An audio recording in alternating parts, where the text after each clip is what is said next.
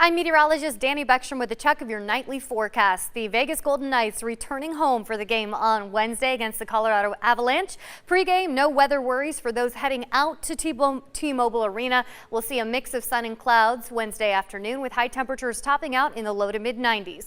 By puck drop, we will see a few more clouds moving in with temperatures dipping to the low to mid-80s as we're wrapping up the game and you're heading home. That will lead us into a rain chance starting on Thursday, but at least for Wednesday, things look dry and quiet.